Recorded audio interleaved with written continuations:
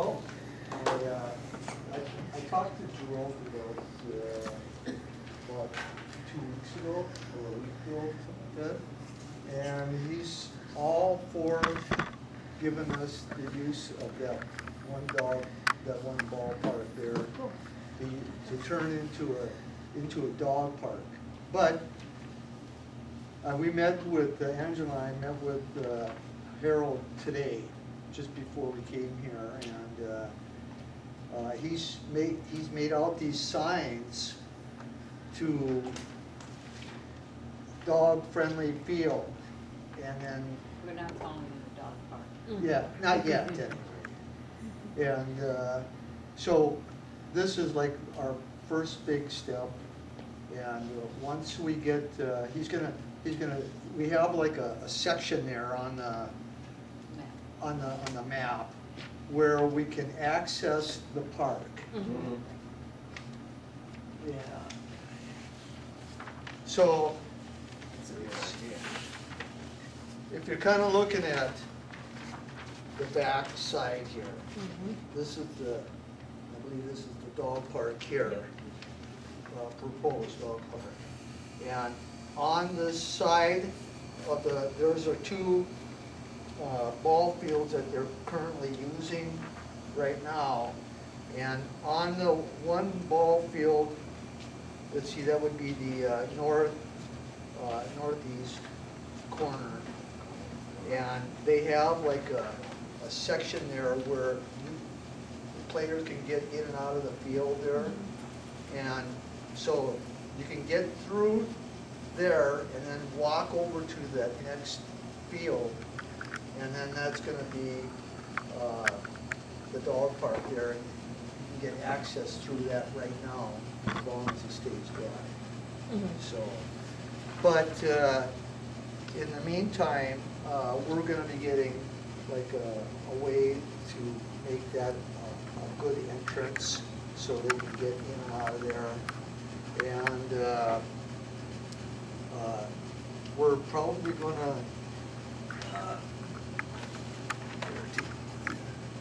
So would you do 2 gates there, then one to the dog-friendly field, and then one to get into that area? Well, 'Cause generally dog parks have 2 gates. Yeah, the trees are so overgrown right where, between the 2 ball fields. Yeah. And all along that fence, that it's so grown in that it's gonna be hard to cut all those trees out of there. Sure. But, So is that your buffer zone, is what you're saying? Is Yeah. That area between the fields would act as that quote-unquote Right, airlock? right, it's kind of a drainage field, I think. Oh, it gets wet, trust me. Totally. I like playing right field. Yeah. That one in the wet. And I'm sorry if I missed this at some point during the conversations, but is it a 501c3 that's Well, going to we're oversee still it? gonna be checking that out. Okay. I didn't know if Yeah. that decision had There been has to made. be an entity, but. Yeah, I it- figured Right. that one. as Right. soon as that's done, I'm ready to donate myself. I have a dog, I want to use it, I'm ready with the donation as soon as you've reached that Well, point.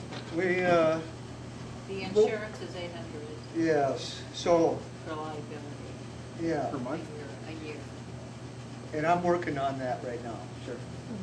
So that's something that's all gonna be taken care of, and eventually, we'll have like, there'll be parking there already now.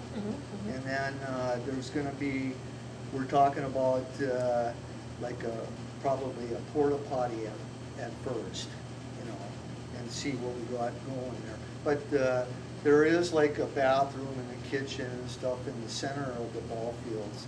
But those are gonna all be, they're all winterized now, and they're gonna be closed during the winter months, so. Sure. That's something that we'll probably still have to work out with Jerome and that. But, Would that entity be responsible for any kind of staffing that would be there, or monitoring of Well, the comings and goings? right, right. Those are something I'm gonna all have to take, you know, once we start moving forward on this, and then we get some people that are gonna be on the board, and it's gonna be help with all the way we want it to progress. question. Wonderful. In this back quadrant of the dog-friendly field, do you think you have the green light to also, like, plant trees? Like, can we change the ecosystem a little bit? Well, So it's not that's- just grass? That's a good question. However, I do think that we need some kind of shade, for Yeah. sure. Yeah, I think So- so, yeah. I think So some whatever big- we Tree board decide, has expressed interest in contributing to that. right, I also think trees can help with the wetness of that field too. Just having more established, larger plants can help dry it up a little bit too. awesome, yep, that's a good idea. I think Yeah. that's pretty good. Yeah, some trees in the park would Yeah. be necessary for long-term Totally, heat, because people don't like heat up there. for sure. That's true. I think cleaning it up is kind of the number one thing, it seems like, from what the girl was talking about today, and getting this drainage ditch situation figured out, because like you said, right now you need pump feed in there. Yeah. And then just, kind of it's a self-policing right now, and that's kind of the reason that we wanted to designate it as a field, so that it's not designated as a park, you can't protect dogs in the park, and off-leash laws and things like that, so, just a reminder that any aggressive dogs, people would be encouraged not to bring aggressive dogs, because any of those type of rules would still apply if the dog gets bit, and potentially dangerous rules and regulations and all that stuff applies. Yeah. I think it's just kind of that initial phase of, this is just an unutilized piece of property right now, it's not being used. Kind of a trial, get in there, kind of start seeing how things work, and then as it progresses, things can possibly expand. I think We held a public forum in regards to all the signage that would be required to inform and educate people on how to identify aggressive dogs, how to, kind of a very thorough how-to make sure that there aren't any incidents to protect the owners and the dogs and the city. You already did this? We already did this, yeah, last year. And we've got a very, very thorough list of the steps we can take and the types of signage we can use. So if you recall, Yep. we outlined at least a dozen scenarios and found ways to mitigate risk.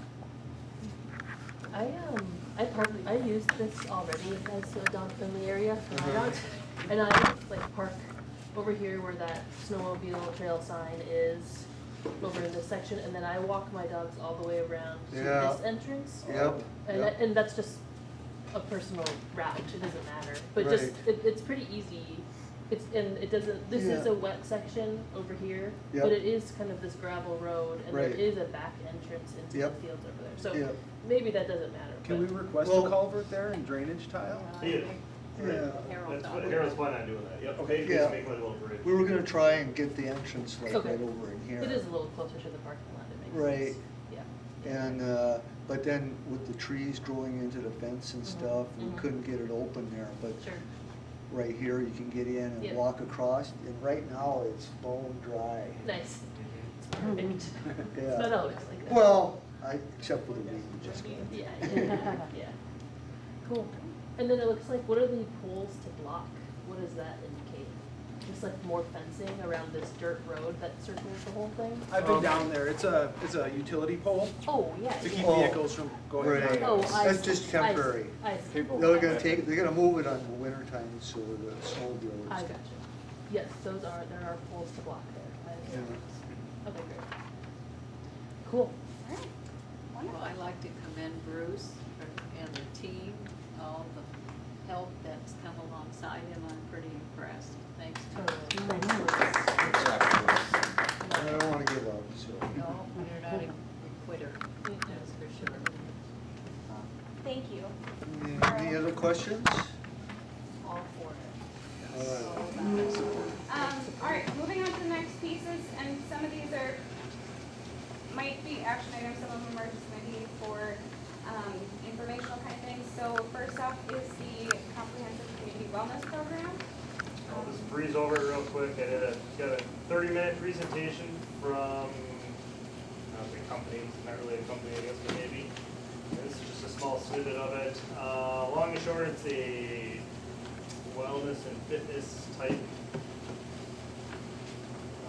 platform that gets put into a park or recreational area. Kind of similar like a basketball court or something.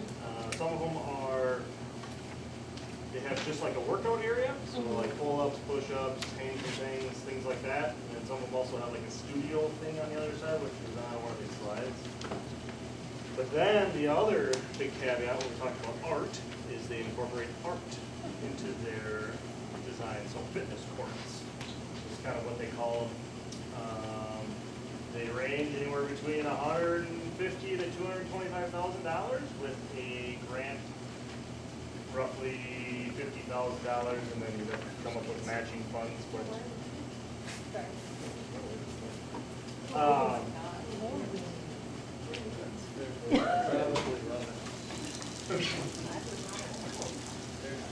Just to buy it. Are they sitting in a car? You're on the half pipe. They're getting the water up. Told me to get what's inside. You're on the half pipe. You're on the half pipe. You're gonna catch cold. Oh, we're not there. Gonna catch a cold. We will. I already told you to get what's inside once. Sorry to interrupt your presentation. I just looked up and saw the pouring rain and didn't see kids over there.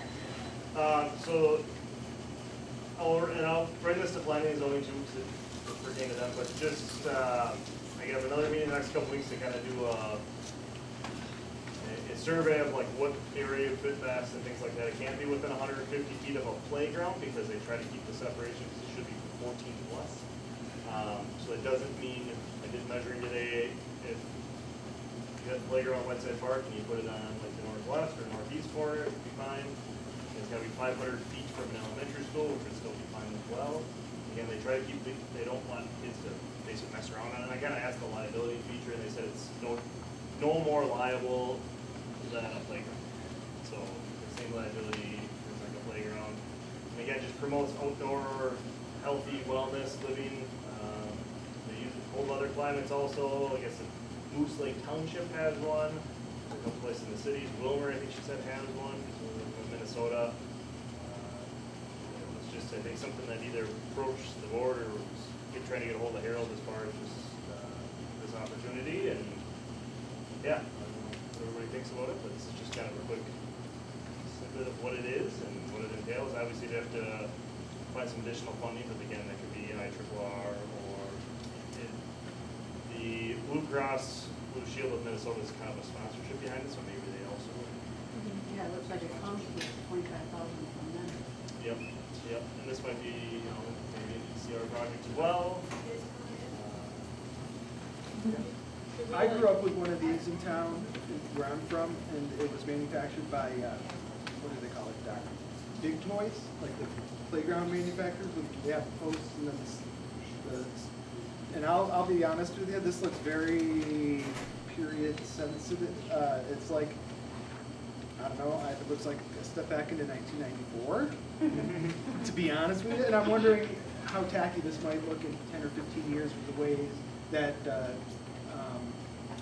architecture and designer styles, like, are people gonna look at this and be like, I'm not going near that?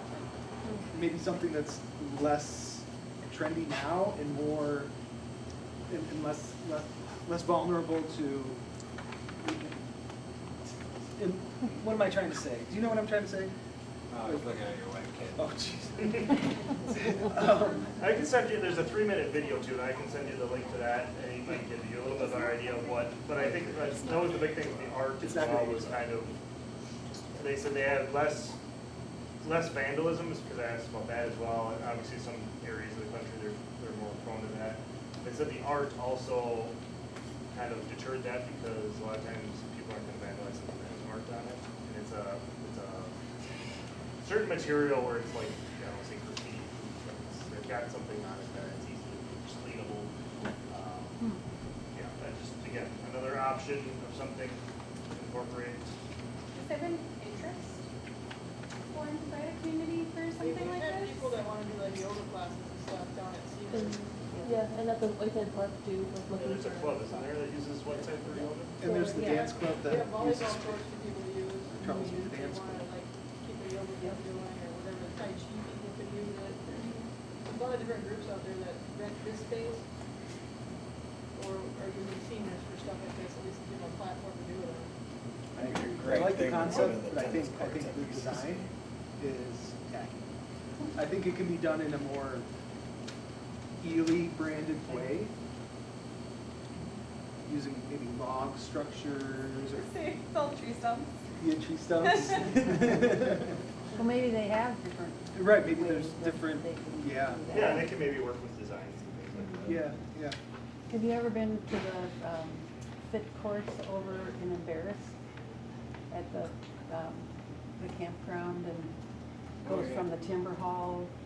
There's one in Two Harbors too. Mhm, I've been to Two Harbors It one. actually gets quite a bit of use, and those are all kind of made out of logs and Yep, hawser ropes and stuff like that, and it's fun.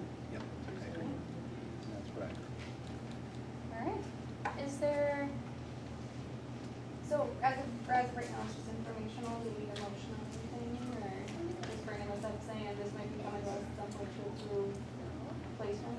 Yeah, I guess if you're fine with it, I can continue to investigate further. I don't see a reason why it would hurt to investigate further. unless- Yeah, maybe see other design options. Yeah. I do think that, especially the platform, you know, I could see the Tai Chi group using it or yoga or whatever. I don't know, there's something, I'm intrigued by it, for sure.